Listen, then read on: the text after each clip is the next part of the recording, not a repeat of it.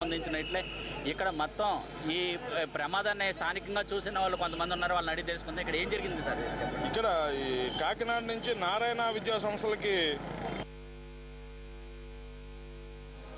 బయలుదేరి ఇక్కడ మోరంపూర్ జంక్షన్ వచ్చేపాటికి రాంగ్ సిగ్నల్ పడేటప్పటికి అందులో ఉన్న జనాభా అంతా దిగి పక్కన ఉన్న వైన్ షాప్లోకి వెళ్ళి మందు తాగుతూ ఈ డ్రైవరు రాంగ్ సిగ్నల్లో పక్కన చూస్తూ కార్ని బైకుల్ని ఢీకొట్టు ఎలక్ట్రికల్ పోల్ని గుద్ది ఆగాడండి.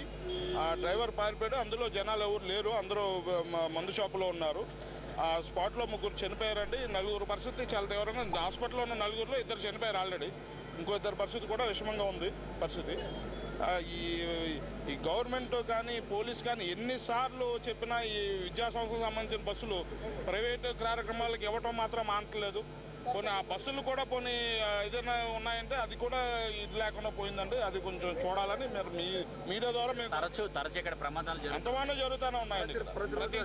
ప్రతిసారి జరుగుతుందండి. ప్రతిరోజు ఏం చేస్తే బాగుంటుంది?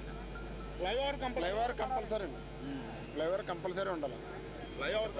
ఇక్కడ పడాల్సిన ఫ్లైఓవర్ జగ్గంపేట అక్కడ అవసరం లేదండి. అక్కడ పడింది ఫ్లైఓవర్. ఇక్కడ అసలైన ట్రాఫిక్ యాక్సిడెంట్ దగ్గర ఇక్కడ ఫ్లైఓవర్ లేదు. ఎన్ని యాక్సిడెంట్లు అయినా సరే గవర్నమెంట్ నిర్లక్ష్యం వచ్చేస్తుంది. ఇక్కడ కంపల్సరీ ఫ్లైఓవర్ ఉండాలండి.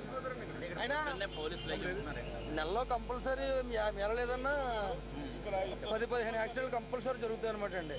ఇప్పుడు ఈ సెంటర్ మరీ దారుణం అనమాట. ఎలాగుంటుందండి ఇక్కడ ప్రమాదాలు? ఇప్పుడు అస్తమానం కూడా అత్యధిక ఎక్కువగా ప్రమాదాలు జరుగుతున్నాయి.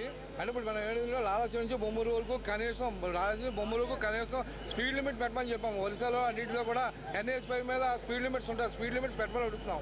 కానీ ఏ విధంగా స్పీడ్ లిమిట్స్ ఎప్పుడు ఎవరో పెడతలేదు. అంటే ఫ్లైఓవర్ అయినా కానీ టైం పడుతుంది కాబట్టి మినిమం కనీసం స్పీడ్ లిమిట్ అయినా పెట్టాలి. ఎందుకంటే నెలకి కనీసం 4-5 యాక్సిడెంట్లు జరుగుతూ ఉంటాయి. ఇక్కడ తగిన భద్రత ఉండాలి, తగిన యాక్సిడెంట్లు కూడా ఉండాలి. ఇది ప్రమాదాలకు నెలవైన ఈ జంక్షన్ కావడంతో ఇక్కడ తరచు కూడా ప్రమాదాలు జరుగుతాయని చెప్పేసి ఇక్కడ స్థానికులు చెప్పడం జరుగుతుంది. ఇక్కడ ఫ్లైఓవర్ నిర్మించాలని చెప్పేసి ఎంతో కాలం నుంచి ఇక్కడ డిమాండ్ ఉన్నప్పటికీ కూడా ఇక్కడ ఎవరు కూడా సరిగ్గా పరిస్థితి కనిపించట్లేదు. ఉదయం 9 గంటలకు కానీ ఎవరు కూడా ఇక్కడ పోలీసులు కానీ రాని పరిస్థితి నెలకొంటుంది. దాంతో ఉదయం 9 గంటల సమయంలో 7 గంటల నుంచి సాయంత్రం ఉదయం 7 గంటల నుంచి 9 గంటల వరకు కూడా ఎక్కువ మంది స్కూల్స్ ఉద్యోగాలకి